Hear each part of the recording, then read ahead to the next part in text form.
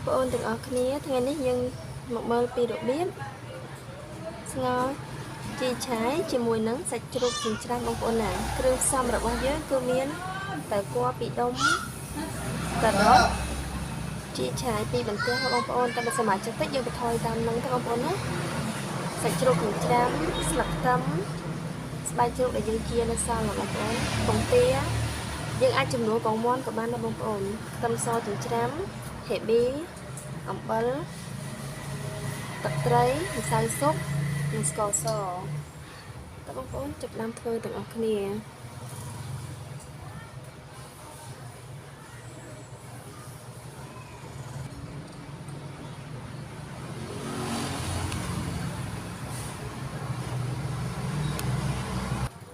ចាបងប្អូនសម្រាប់ជីឆាយយើងអាចយកទៅអាំងនៅលើភ្លើងសិនក៏បានឬក៏ដាក់ខ្ទះដូចនាងខ្ញុំអញ្ចឹងក៏បានដែរបងប្អូនណាហើយយើងយកវាមកអាំងរៀងដូចថាឲ្យឡើងកាន់តែឈ្ងុយបងប្អូនយើងអញ្ចឹងមកយើងអាំងវាតិចតិចអញ្ចឹងមកវាទៅវាកាន់តែឈ្ងុយបងប្អូនអញ្ចឹងបងប្អូនណាធ្វើអញ្ចឹងណា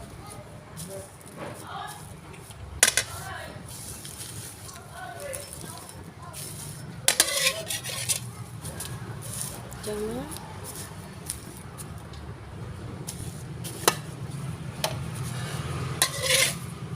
ប៉ុណ្ណឹងបានបងប្អូនណា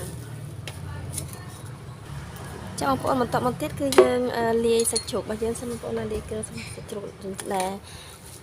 បើយើងបានចិញ្ច្រាំនោះសិនចឹងណាដាក់ស្លឹកខ្ទឹមបន្តិចទៅបងប្អូនណាទៅគេដាក់ខ្ទឹមសដែលយើងបានចិញ្ច្រាំនោះចូល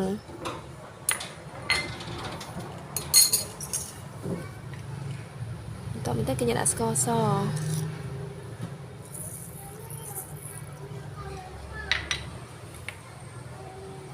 ម្សៅស៊ុបបងប្អូនណា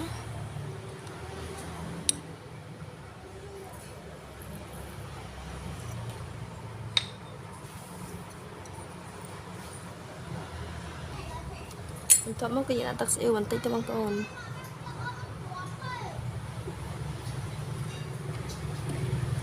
ហើយយើងច្របល់ចូលគ្នាបងប្អូន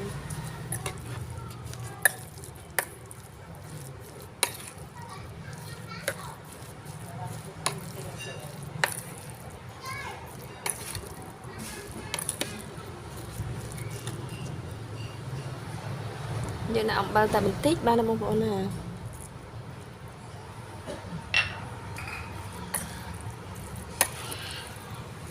ច្របល់អញ្ចឹងទៅចូលចិត្តគ្នាទៅ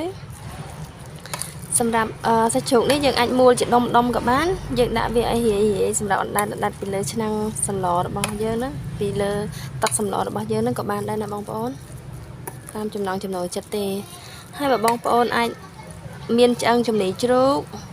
ក៏អាចដាក់លាយបានដែរអញ្ចឹងណាចាំបងប្អូនជ្រូករបស់យើងលាយសពគ្រឿងហ្នឹងណាអញ្ចឹងយើងចាប់ដើមស្លទៅបងប្អូនយើងដាំទឹកឲ្យពុះសិនទៅចាបងប្អូនទាំងអស់គ្នាពេលនេះទឹករបស់យើងបានពុះណាអញ្ចឹងហើយមកដំបូងគឺយើងដាក់ហេប៊ីជាមួយនឹងខ្ទឹមចូលទៅបងប្អូន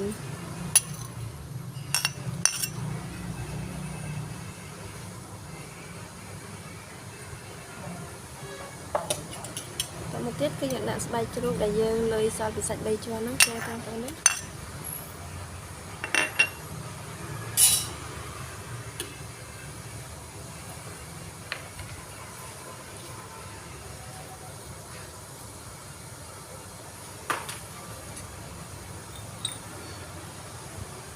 តមកគឺយើងដាក់ការ៉ុតចូលទៅបងប្អូន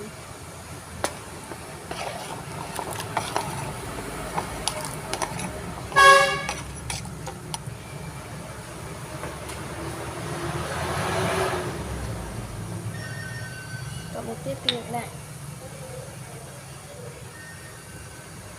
អំបិលម្សៅស៊ុប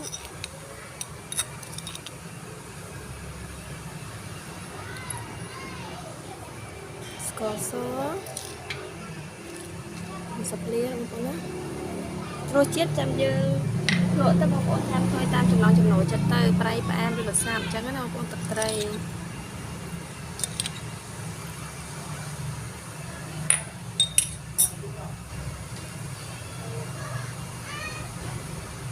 តមកទៀតគឺយើងដាក់សាច់ជ្រូកចូលបងប្អូនណាសាច់ជ្រូកដែលយើងបានម៉ូទុយហ្នឹងដាក់ចូលណាហើយយើងទុកខ្លះបងប្អូនទុកដើម្បីយើងដាក់ឲ្យវារាយពីលើទឹកសម្លរបស់យើងអញ្ចឹងណាបងប្អូនណា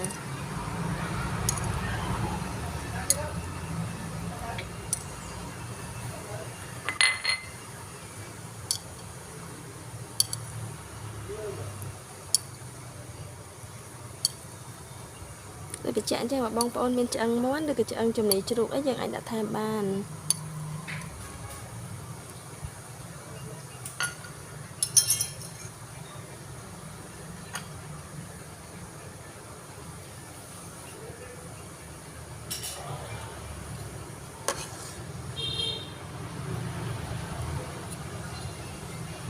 បន្តមកទៀតគឺយើងដាក់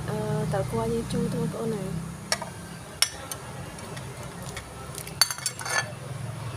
ហើយយើងរងចាំតតែទឹករបស់យើងពុះហើយការ៉ុតរបស់យើងសាច់អីឆ្អិនល្អហើយចាំយើងដាក់សាច់ជ្រូកដែលយើងចិញ្ច្រាំហ្នឹងចូលក្រោយគេទៅបងប្អូន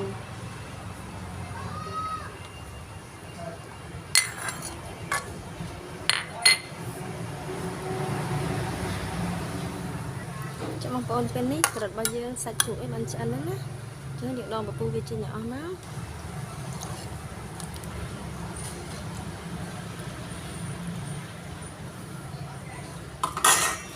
តមកទៀតបងប្អូនសាច់ជ្រូកដែលយើងនៅសល់ហ្នឹងគឺយើងដួសទឹកក្តៅណាដាក់ចូលបន្តិចមកចឹងបងប្អូនណានោះគឺយើងជុំវាឲ្យបាច់អស់អញ្ចឹងចាំយើងចាក់វាពីលើអញ្ចឹងតែបើយើងចាក់ចូលទៅត្មងគឺវាដុំហ៎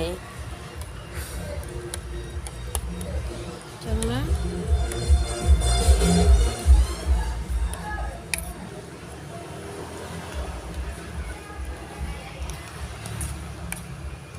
ប៉ុណ្ណឹងបងប្អូនយើងចាក់វាចូលមក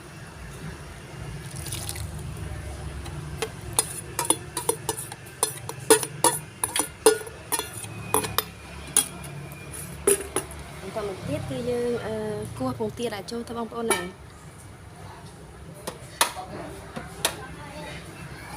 ពងទាហ្នឹងយើងគោះយើងដាក់វាទាំងមូលហ្មងទៅ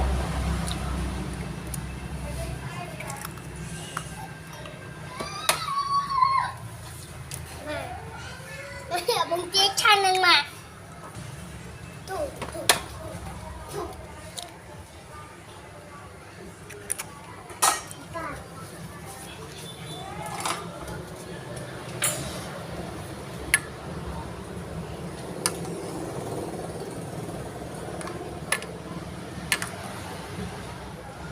một tiết kia lại chia trải cho tôi bóng ổn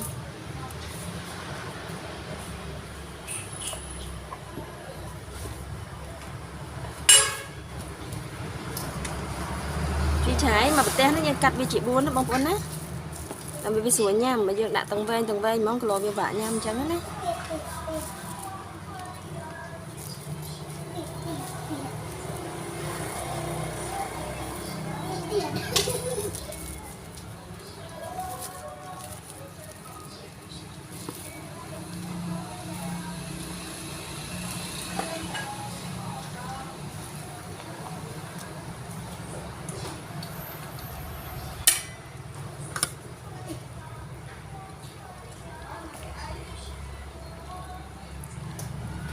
sờ bây giờ ăn chả đấy mà con nào nhá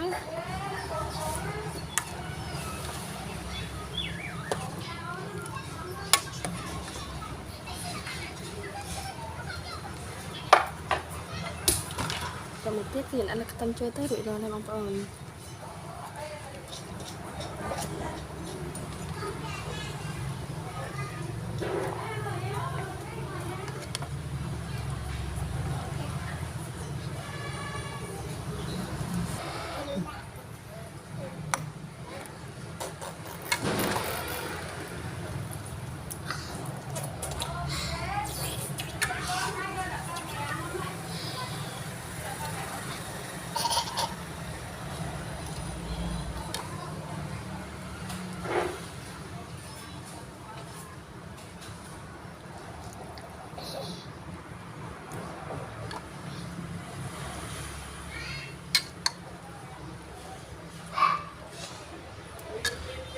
ចាបងប្អូនទាំងអស់គ្នាពេលនេះស្ងោរចាប់ឆាយជាមួយនឹងសាច់ជ្រូកចិញ្ច្រាំរបស់ពួកយើងគឺបានឆ្អិនរួចរាល់ហើយបងប្អូនណាបើសិនជាចូលចិត្តអាចសាកល្បងធ្វើញ៉ាំបានទាំងអស់គ្នាសូមជួយចុច like និង subscribe channel របស់នាងខ្ញុំមួយផងបងប្អូនដើម្បីទទួលបានវីដេអូថ្មីៗបន្ថែមអរគុណច្រើន អត់ទូចានពូម៉េងខ្ញុំទៅធ្វើឲ្យខ្ញុំមក